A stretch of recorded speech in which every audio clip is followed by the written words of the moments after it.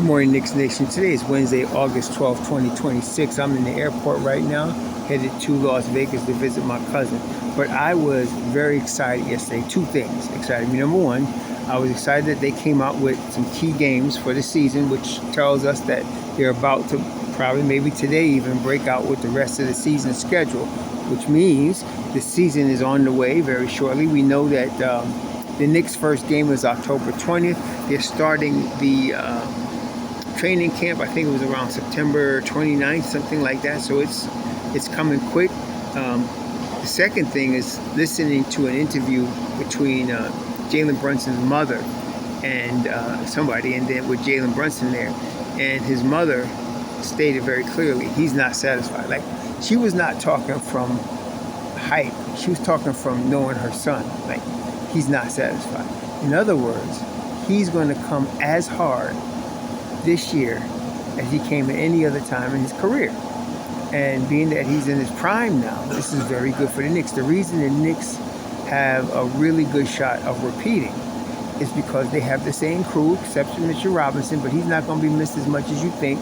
And then because nobody has an answer for Karl-Anthony Towns.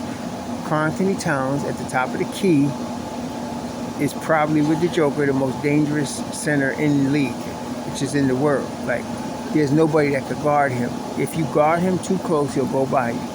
If you guard him too far off, he'll shoot. And he can shoot. And then, of course, he can put the ball on the floor. Of course, he hits very high percentage, about 90%, 89% of his foul shots. So, very difficult guard. And he committed to defense we saw last year. That was a key for the Knicks. Now, you add to that, of course, the Villanova crew, Kyle, JB, Hart, and then you add, of course, with those, OG Anunoby. So the key thing here, the only thing that could really stop the Knicks this year, in my opinion, is injuries. That's it. That's it. Teams are hoping Karl-Anthony Towns gets in foul trouble. That's the only way to really limit him. That's what they tried to do last year in trying to promote Wemby in San Antonio. And, you know, it was so successful, they lost a gentleman's sweep. So, yeah, it's very difficult. And it's hard to game plan. So, like, for example, when you play in Detroit, you got a game plan for Cade Cunningham. You got to keep him out the paint, push him to the sideline, get the ball out of his hand. Once you do that, you know, they have to go to somebody else. And while they have really good players on that team, there's no more Cade Cunningham. Okay? Same with, well, I was going to say OKC, but with SGA, you still got Jalen Williams. You got Chet Holmgren. You got a nice crew around him. So if you get the ball out of his hand, which is difficult, he's got options. But what are you going to do with Karl-Anthony Towns? You get the ball out of his hand, Brunson's off the ball. McCall's off the ball. OG's McCall and OG, two of the best corner shooters in the league, and it's been that way for several years.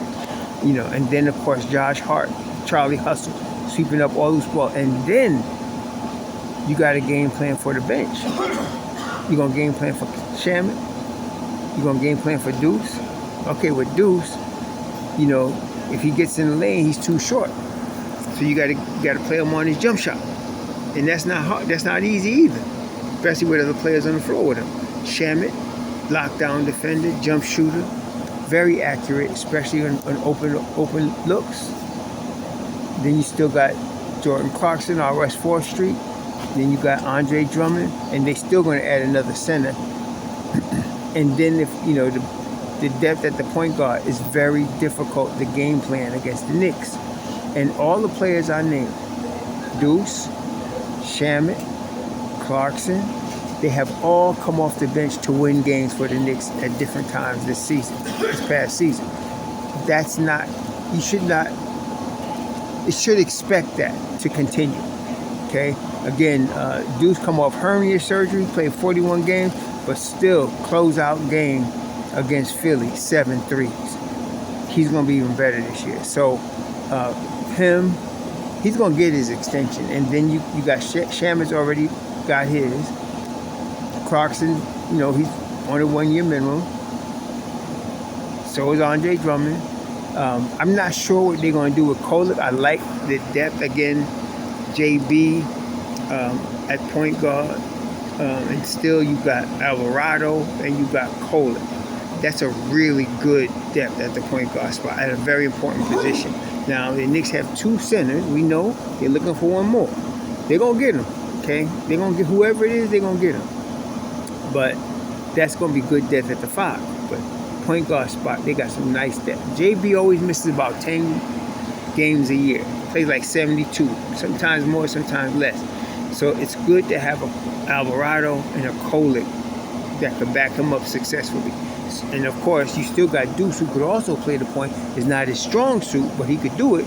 And then you got him at the 2 guard. So it's very difficult to game plan for the Knicks. And you add all that to the defense that Mike Brown added. That was the thing. The Knicks were playing crunching defense, and it seemed to get better as the playoffs wore on. So you add that to the mix. Only thing to stop them is injuries. If they're healthy, they're going to be tough to beat this year. The Knicks are going to be tough to beat, especially coming into this season where they don't have to figure out that they got to get Karl Anthony Towns the ball. It's well known. They can start the season like that.